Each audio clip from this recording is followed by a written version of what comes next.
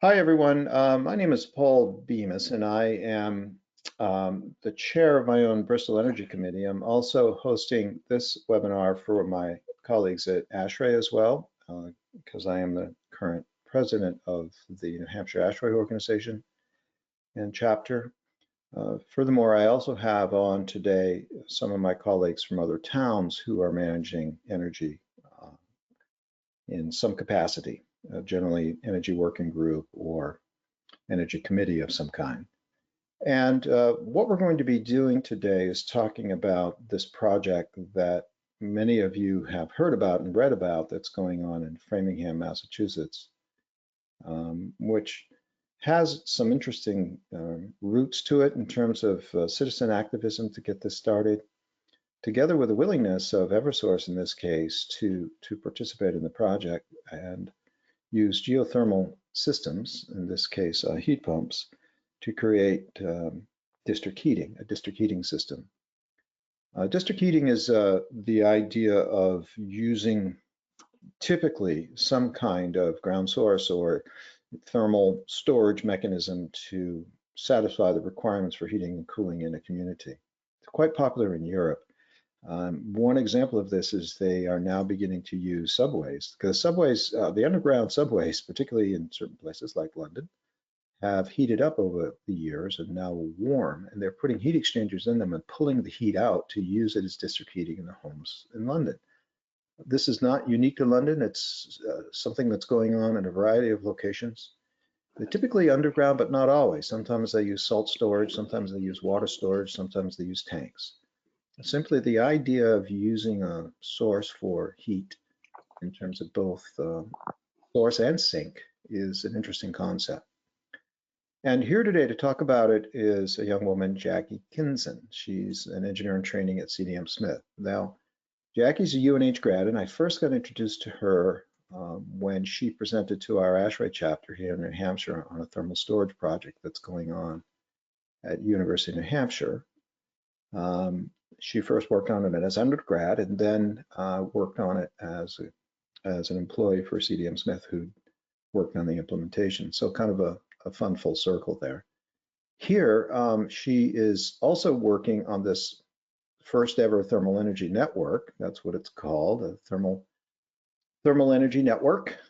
We tend to refer to it sometimes as geothermal heating. It's the first of its kind in the United States, being done in Framingham, Massachusetts, and they're converting from natural gas to ground source heat pump, geothermal, over a network, and bringing it into the community. And I spoke to her about it. There was some interest recently from my ASHRAE colleagues at a UNH event, and she was willing to present to us. So Jackie's background is actually chemical engineering and mechanical engineering, and she's now working on a master's at University of Michigan in engineering systems, thermal systems. Wonderful young woman. Glad to have you part of the engineering community, Jackie. It's great to have you here. Welcome to the program, and I'll hand over to you. Thanks. Great. Thanks, Paul, for the warm welcome. So, as Paul said, I'm going to be presenting today on the Eversource geothermal project that's located in Framingham, Massachusetts. CDM Smith was the design engineer that was hired for the job, so I can give that perspective, but I'll be a little bit lacking in the utility and the nonprofit and stakeholder perspective. But I plan on, let's see if I can get my screen to go. There we go. We'll talk about just an overview of the pilot project, a little bit about what is geothermal energy, some project challenges that came up during design, and then also some lessons learned. So the Framingham pilot project is located in Framingham, Massachusetts. One of the important things about the transition to clean energy is that it's just and inclusive. And one of the requirements of the project was actually that it was located in an environmental justice community. So there is one located here in Framingham. The site has about over a mile of ambient loop piping, shown in the green over here on this diagram. There, it's connecting all of the buildings and also one main bore field up in this parking lot over here. And then two recharge bore fields over here on this side. There's a mix of loads, so the system's balanced. There's a mix of residential loads and commercial loads, so those different building profiles, which also turns out that there's 6 outside stakeholders to integrate, including a university building up here in orange. We have housing authority buildings shown in blue. We have some residential customers down here on the south side of the loop, and then we also have some commercial customers on this side as well. So a little bit about the project background and how this project came to life. And some of you might be familiar, in 2018, there was the Columbia gas event where there were some service line explosions down in Lawrence, Massachusetts, and kind of brought to light the safety hazards of gas service pipelines and distribution systems. Also, at the same time, several cities and municipalities are establishing their carbon reduction goals. For example, in 2019, Eversource announced that they wanted to be carbon neutral by 2030. HEAT, which is a nonprofit organization whose mission is to drive systems change through an ethical and efficient thermal energy transition with a focus on accelerating the national transition of gas utilities to thermal utilities. They worked with Eversource to get the geothermal demonstration project approved by the Department of Public Utilities in 2020. In 2021, that's when CDM Smith got involved. We were hired for the pilot selection. We evaluated 20 potential sites and narrowed it down to 3 shortlisted sites. In 2022, CDM and Eversource worked together to evaluate the feasibility of the shortlisted sites, and then we chose the official site location. So then in November 2022, the Framingham site was announced. In June 2023, they had a groundbreaking ceremony of when construction began. And actually this June in 2024, just last week, they held their commissioning ceremony, which I'll show a couple pictures from at the end. So some of you might be wondering, what exactly does geothermal energy look like? And we can actually utilize geothermal energy because the undisturbed ground temperature, or also known as the median ground temperature, remains constant throughout the year. So once you reach about 30 feet below the ground surface, it stays a constant temperature, but above this depth is when the ground temperature can fluctuate due to the ambient air temperature changes throughout the year. So as you can see in this figure on the right, the temperature varies by geography, but on average it stays about 55 degrees, which can be harnessed with heat pump technology. And these heat pumps have high efficiencies with improved compressor and refrigerant technologies. And by utilizing network geothermal, we can aggregate loads from buildings with different building profiles and simultaneous heating and cooling loads, and bring all of those loads together to reduce the overall capacity that would need to be required in a network system versus if each individual home had their own geothermal equipment. Comparing it to gas-fired equipment, there's some air quality improvements, and then also there's minimal maintenance requirements and minimal operational costs for these. A little bit of what it actually looks like, this technology. So usually you can design with vertical boreholes that vary from 500 to 700 feet deep. And there's also angle drilling capabilities, which we actually did include on this Eversource project.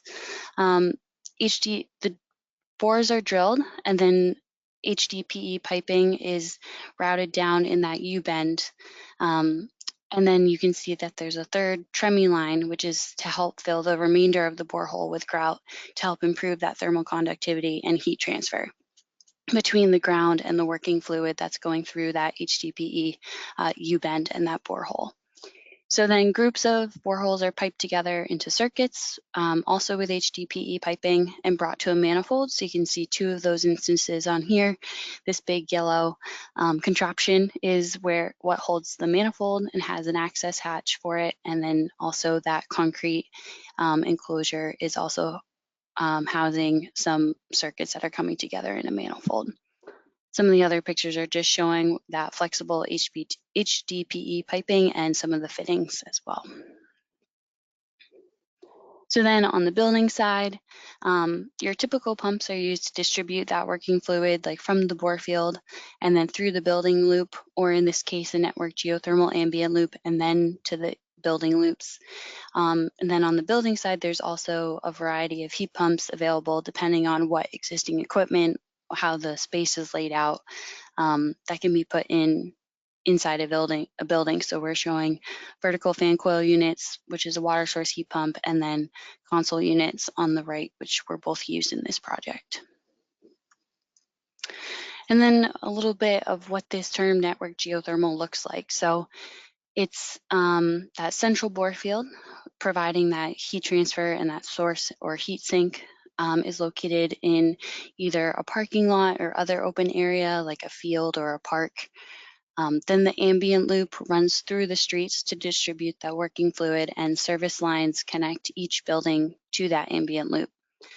At each building, there's an energy transfer equipment, which includes a heat exchanger and a pump on each side of that heat exchanger, one to push fluid from the ambient loop to that heat exchanger, and then on the other side to push the fluid from the heat exchanger to the heat pumps within the building. And that just served as kind of like a point of demarcation for the utility. What seems like it would be kind of a simple project and straightforward actually becomes pretty complex because of all the different entities that are involved. So you have your stakeholders, which include the buildings like the school, residential, maybe a high rise like office building, which are connected to the system and serving as the customers. And then you also have more design challenges, such as, are there permitting requirements involved? If there's wetlands or bodies of water within the site, your geology, you have to evaluate the bedrock and the soil conditions, geotechnical for the bore field design, and potentially individual bores also in the street. Are there environmental considerations? The presence of underground storage tanks, HVAC and electrical design for your building conversions and equipment, then also that process mechanical and instrumentation to design the distribution and the control of the system. And then lastly, civil work in your parking lot and in the streets with repaving and just the coordination of all of those. So Jackie, a couple questions here. Yeah, sure. Your central bore field must have limitations on spacing of those loops so that you don't have too much or too little heat transfer. And that has to be a Yes. calculation based on soil sample, I would guess, right? Yep, that's correct. Of like what the geology looks like. And we will model that as well based off of like a test bore of knowing what the thermal properties is of the soil. And then we can play around with like the spacing of the boreholes and everything like that to make sure we get the capacity that we need. And the depth of the borehole is correlated to the amount of heat you're trying to reject or produce, right? It's, if I remember correctly, there's a certain amount of heat capacity per unit length of the loop, right? Yep. Yeah, there's some standard rules of thumb, and then you can kind of play with that a little bit with the modeling as well. If you need a little bit more, you can go deeper as long as the drilling conditions allow for that, or you can shorten it up if you don't need as much capacity. Now, in addition, you're showing in this diagram, you're having loops in this diagram. You have them in the street. I suppose it could be anywhere, but that's not the central bore field. That's additional looping or boreholes that occur in proximity Yes. to the properties. Why do it that way as opposed to just use the central bore field? So yeah, I'll talk to that a little bit, like the importance of recharge bore fields as we go on. But it also depends on what if we do this in a really dense area where there isn't a parking lot available. Kind of that learning of, can you coordinate with the existing utilities in the street and drill straight down and kind of take advantage of that little open space that there may be if you're trying to implement one of these and you don't have the availability of like a nice empty parking lot for you to use. Final question, you talked about demarcation with the utility. So the utility has a loop that comes into the building into kind of a central heat exchanger kind of device. And their Mhm. point, I suppose, right there is, hey, look, temperature coming in is this, temperature going out is that, we're good, this is us. From here on, it's up to you to pipe it through the rest of the building and take care of it, right? So that conversion is being completed by the utility in this pilot program. Mhm. They're converting and providing that equipment free of charge to the customer, but it's a little bit more of like an operation with Eversource. So, and a little bit of that like safety in there as well. So if one building went down for whatever reason, it wouldn't affect the rest of the buildings connected to it. But I would think that they would use this, they would eventually go to a model where it's very much like a gas or oil. You know, they bring in a loop, the loop goes out, they're responsible for the loop. I would think from then on, it's up to the building owner, or whatever, to take the heat capacity and deal with it within the building, right? Yeah, definitely. As they move on from like these pilot programs, there are some nuances just because it is a pilot. And then things they wanted to like keep in the design, they very well could move to that structure Hmm. moving forward. Hmm. Okay, interesting. Thanks. Yeah, no problem. So with that, let's see. So I'll go through just a couple of project challenges as we went through this design on our side of things. So you kind of have to think, where do you begin when you're going to complete a utility network geothermal project? First off, you need to select the site. Where is that going to be technically feasible and at what minimum cost? What internal resources are available for scheduling and project management? What external resources are available? Who can help implement and site this project? You also have to evaluate the technical feasibility of the project, make sure that it works. Provide education to maybe the building end users who have questions about the new technology, other stakeholders like a board of directors or other organizations on why we're doing this project. And then you have to connect with those stakeholders, keep them up to date and informed during site selection. It'd be great if you had like a champion stakeholder who could help get others involved and on board with your project.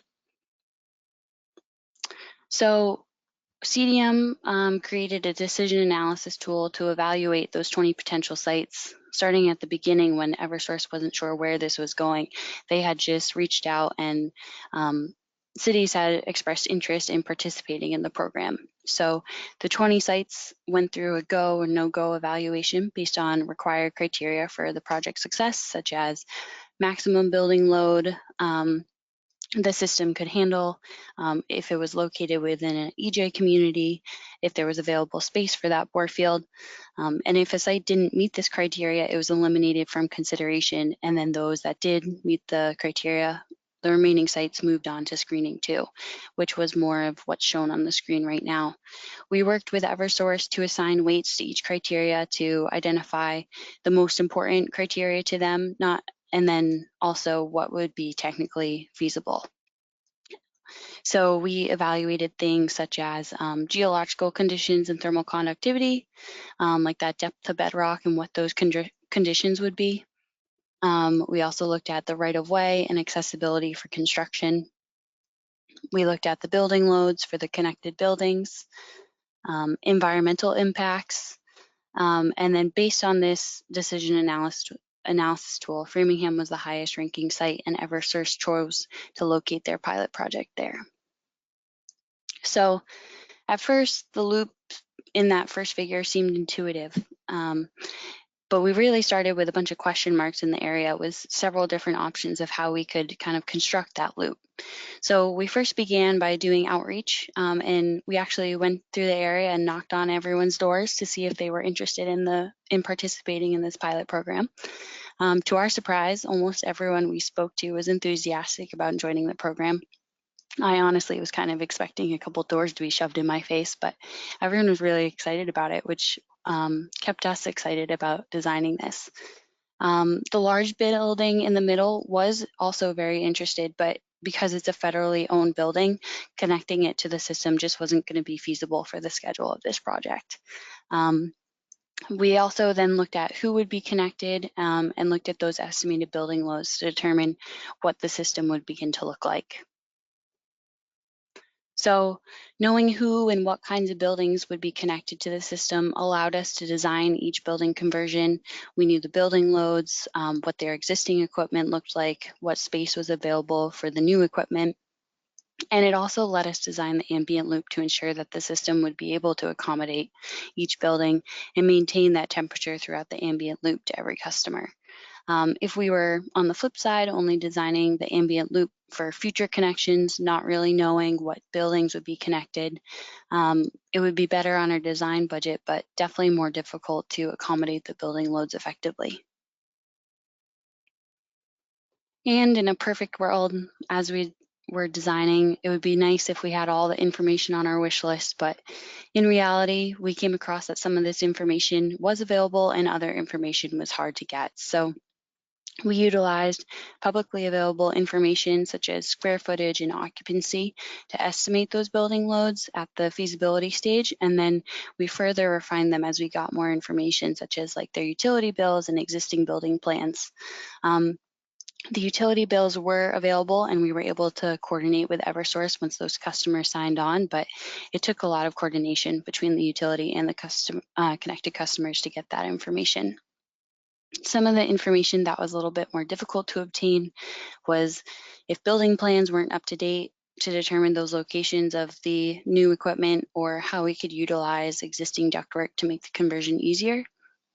And some GIS utility data was available through MassGIS, but none of the utilities were precisely or accurately located in the streets, and it was really difficult to know exactly how we were going to route that ambient loop through the streets and the service lines to each customer. So a little bit about the borefield location and negotiation. This was one of our biggest challenges, was determining where the heck are we gonna be able to locate this. As we navigated who would be connected to the system and what the building loads would look like. So we actually started off with a 2-pipe system with one central bore field up in that parking lot.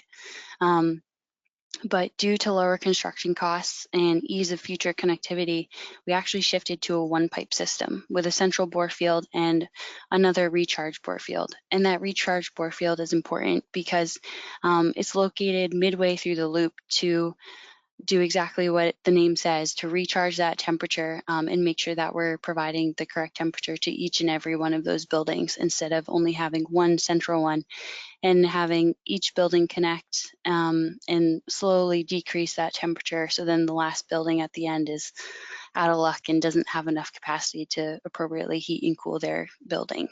So then as we honed in on which customers were actually interested in being connected, and we found more commercial properties to balance out those loads to some of the residential customers. We located another bore field, another recharge bore field, and the final loop really began to take shape. We then finalized the connected buildings, our building loads, and the number of boreholes required at each bore field. And so this is what the final site looked like. This was kind of our design view, and then the figure I showed earlier where all of those bore fields are located, and then all of the customers that are connected along the loop. So a couple more questions here, Yeah, Jackie, as you're sure. going. So single loop versus two loop. You went to a single loop for economic reasons primarily? Yep, it was just going to be a little bit less pipe because we'd have only one loop going around instead of a supply and return going off to like each branches. I think in this one you can see we weren't really sure where it was going to go. So there's Right. actually 2 sets of pipes in this figure. Now, when your goal here, I suppose, is to keep that fluid at a fairly constant temperature, and that's why you need recharge fields, is to either bring it up or take it down according to what you need, depending where it is in the loop, right? Mm-hmm. So you're trying to go for it. You must have a variance on the thermal temperature of the medium that you're using to make sure that it doesn't go beyond it or above it or below it, and then you try to bring it back in with the supplemental bore fields, right? Exactly. Mhm. And you talked about load balancing, for example, commercial versus residential. And I'm assuming what you mean by that is the load varies as a time of day. And so you're balancing load as a function of time, much like we see the electrical load vary with respect to time, in the famous duck curve. You're seeing a similar thing here with thermal, where the use pattern, the thermal pattern, load pattern of a commercial building is a little different than a home, and therefore they're complementary. Is that the idea? Yeah, so you can kind of go down to that granularity too, but you also want to think of it on an annual scale because you have to take into account the ground temperature. So you want to make sure that your annual heating loads and your annual cooling loads ideally would be equal to each other because then you'd balance out the heat you take out of what you're putting back into the ground without rising that temperature over time. Mhm. But you also can account for that if you do have a little bit of imbalance either in the heating or cooling direction. You can increase the number of bores as long as you have the space available. Yeah, fascinating. Thank you. Yeah, of course. I'll just go through these again. And just there's a couple of other specific challenges that were of note. Um, because there are so many different stakeholders, there were several other different projects going on, like repaving projects, future solar canopies in that parking lot where we were going to put the bore field. The housing authority had just installed a nice new dumpster with a white fence around it where we wanted to route some piping, service piping to one of the buildings, but we had to coordinate around that. And then also there were some tenant changeovers in residential homes or different apartments along the way. So ideally, it would be really nice if these were all happening under one entity, but in reality, each project was being completed by a different stakeholder, and we didn't have that central control, and we needed to make sure that we coordinated each of those separately along with our design. Also, kind of important challenge throughout is integrating that stakeholder feedback in design workflow. So um, everyone listening might be familiar with the design process and how it should ideally go. You start with your schematic design and you identify those key pieces of information, such as your bore field location, and get that stakeholder feedback here. For example, we proposed an above ground pump house to house the system pumps, those distribution pumps for the ambient loop, an electric boiler for resiliency, and some other hydronic equipment for the system. We had originally located it really close to the road at the front of that parking lot, but the stakeholders reviewed and requested that we moved it away from the road to reduce visibility. So we did that, incorporated that design, moved to preliminary design where we worked with the Mass Bay Community College and the City of Framingham to relocate that pump house further from the road, also ensuring that it stayed away from wetlands and the appropriate property lines. Then moved forward with detailed design where we are wrapping up final coordination with our disciplines for the equipment in the pump house, including like electrical, instrumentation, and really any new feedback here would be disrupted to the design process. But lo and behold, this is actually when we learned that we needed to relocate some energy transfer equipment from the inside of the community college next door into that pump house. So we had to extend the footprint, causing some change orders, some delays to the schedule, and an increase in construction costs. So I just want to highlight that it is really important to make sure that you sit down in person with like a set of plans with all the stakeholders at the beginning of the project to ensure that all of the feedback can be integrated into the design and moving forward. So what can we learn from this process? Stakeholder engagement is really crucial to the success of the project early and often. Knowing when to engage and how to engage, and being cognizant that each stakeholder has a different level of understanding for this type of project and different interests and priorities. So we worked with several different stakeholders, including the City of Framingham, the fire department. We not only converted their equipment, but we also located a bore field on their property. HEAT was the nonprofit, kind of the source of it all. We worked with the Mass Bay Community College. They were the ones that had that solar canopy project and roof repairs scheduled. We worked with the Framing Housing Authority, similar to the fire department. We converted some of their apartments, and we also located a recharge bore field on their property.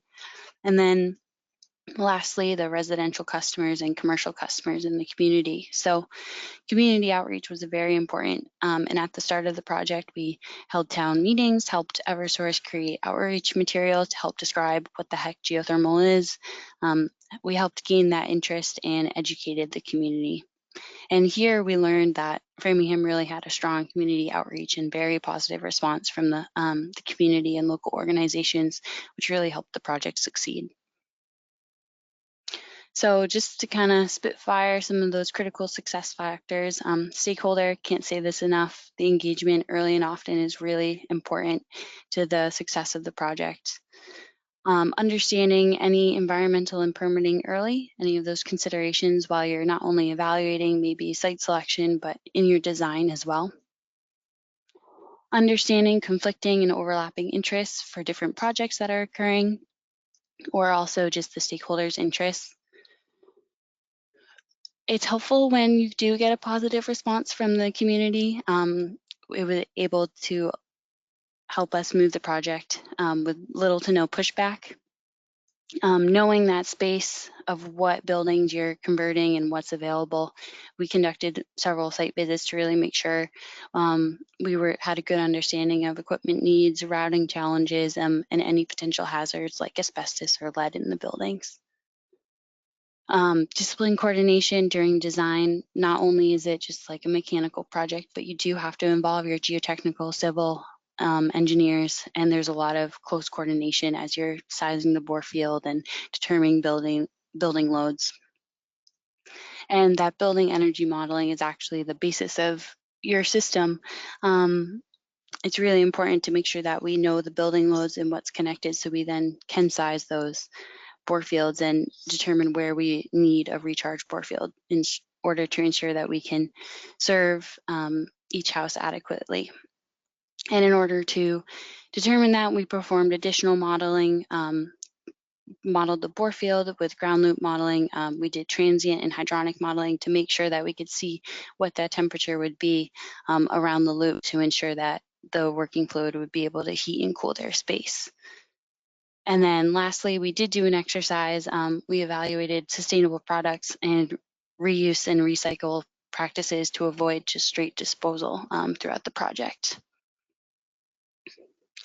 We also designed with future use in mind. So I had mentioned earlier that one of the reasons we switched to the one pipe was the ease of connecting it in the future, ease of expansion. So where could a future bore field be located?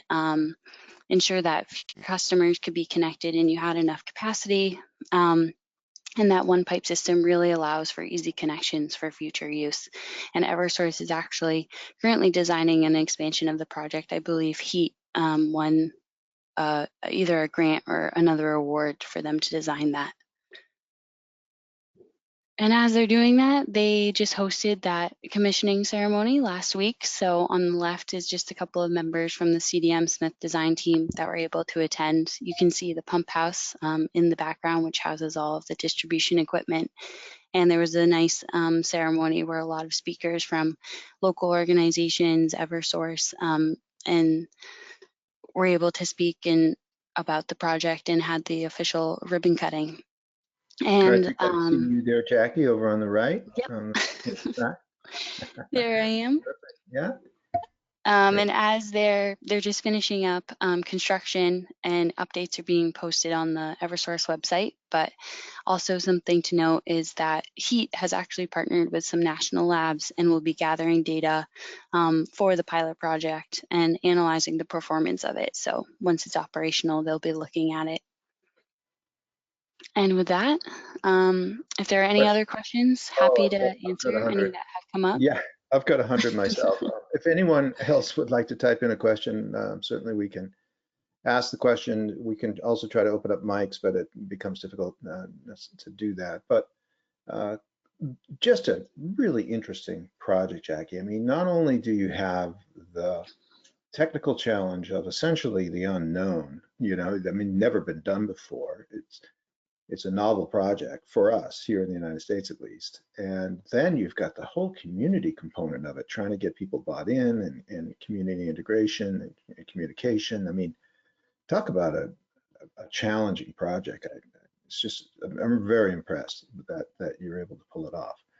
But let me ask a couple questions. I'll go back to technical for a moment. A single loop, how do you tap a single loop that's already there? You don't want to break the loop. You can't cut it and then put it, so what do you do? They have these special connectors that just touch it? I mean, how does that work? First of all, how big Yeah, is it, Jackie? How big is that loop? What's the diameter of the loop? You know, this one is 8 inches. 8 inches. Okay, so that's Hmm. a pretty big water column by itself, just an 8 inch column. And then you must have some kind of special connector that taps off of that line, just like a chiller line, a chilled water line. You pull off it and then you put back onto it, right? I mean, because the loop's got to come into the building and circulate and go back out to that line, right? So it's a loop off of the main line. Yes, it would be a separate loop connected to the existing loop. Hmm. And then I'm not really able to like speak to the Tell me details about of the it, but connector. that Yeah, I is the get it. idea, that it's like two separate loops, and then there is a connection point in between the Yeah. two. Now, the next question I have, it has to do with the modeling. You talked about modeling.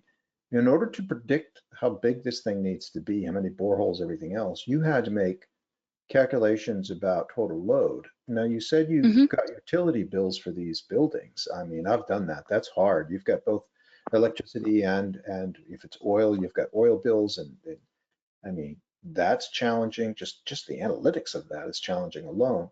But then you had to build computer models for every one of those and look at it over time. What did you use for a model on the buildings? Did you use something like eQuest or something for the building? Do you know? Yes, I believe eQuest and also had used, I think, our carriers hourly analysis program. Yeah, yeah, that's Um, true. and Train. I just used like use those utility bills just to make sure that we calibrated it correctly and um, got as much information as we could. It was definitely an effort.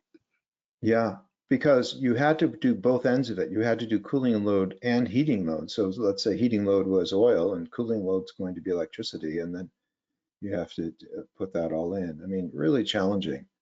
Um, a question here came in, was the entire loop dug from the surface down to the depth laid, or did they use some kind of horizontal boring? Was there any horizontal boring, or did you go all vertical? I don't believe so. If you go on site, you can actually see the repaved over all of the trenching that they did Mhm. throughout the streets right now. Mhm. But the loop is just below frost level in the streets, so they didn't have to go too far down. But they did, I believe they just excavated from the surface down. They did not include any horizontal boring on this project. And the boreholes are vertical, right? They go straight down. Yes, at both of the recharge bore fields, but a design change came up in construction, and we actually were able to use angle drilling up in the main bore field. Yeah, there's new technology. I mean, a lot of the fossil fuel companies, Halliburton, companies like that, who are experts in drilling, are using their technology to drill these boreholes, and it's becoming more cost effective to do that, is what I understand. Another question came in about the temperature range in the loop. What are you trying to keep that loop temperature to? Is there a number you have in mind for that loop temperature? Yep, so it's ambient temperature loop, so it ranges from 40 degrees to 80 degrees. Fahrenheit. Yes.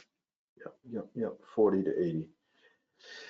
And how are they planned to bill for it? I mean, if it's one thing to have natural gas or oil delivered to your house, but here you've got a loop of water. You've got a thermal loop coming into your home. What's the thinking on how would they charge for that? Do you have any idea? Yeah, unfortunately, we weren't really involved in that aspect of the project. That really just stayed with Eversource. Um, Yeah. I don't I know mean, if we ever got. I suppose you could use delta T times mass flow rate. I mean, that's at the end of the day, the thermal component is delta T times time, times mass flow rate, times, which includes time, I suppose, Yeah, right? there's definitely like BTU metering that can be installed. I don't know exactly Mhm. what strategy they were planning on using, but that is Mhm. available for like other projects to have BTU meters, and then you could bill that way. Is it operating at this point? No, it is still currently being constructed. Yeah. So they have most of the pump house done, but I believe, and like the loop in the ground, but I believe they're still working on all of the conversions for like each building. And you mentioned to me in an earlier discussion that they're now considering a second site in Lowell. There's yet another one that they're going to do? That is actually with National Grid, Massachusetts. So they are also, they had a project approved, same as Eversource through the Department of Public Utilities, and they are currently working on that one as well.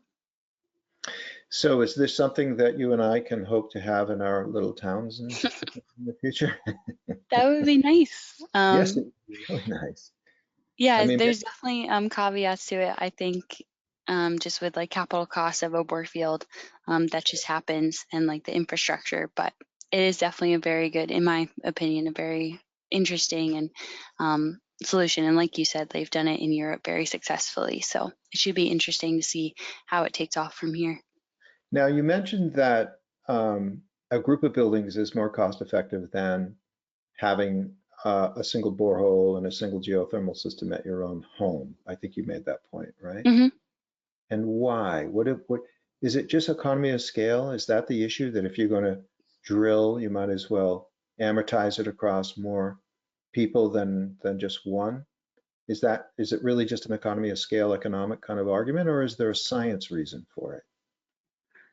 So it's, I kind of touched on this, that building load aggregation. So when you have different buildings with different load profiles, and especially if you have that like simultaneous heating and cooling, um, let's say you had like an ice rink and then you had a heating dominant space, your ice rink would be rejecting heat into your loop, whereas your heating dominant would really require that. So you're able to kind of take advantage of some of those waste heat sources and look at how it affects the temperature of your loop, and then be able to combine those loads. And then instead of having a separate heating system for the ice rink and a separate cooling system for your heating, or sorry, a separate cooling system for your ice rink and then a separate heating system for your heating dominant building, you're able to kind of combine those and then have less capacity installed with your bore Right. So field. you're kind of using the thermal loop to take from Peter and give to Paul in a Hmm. sense, right?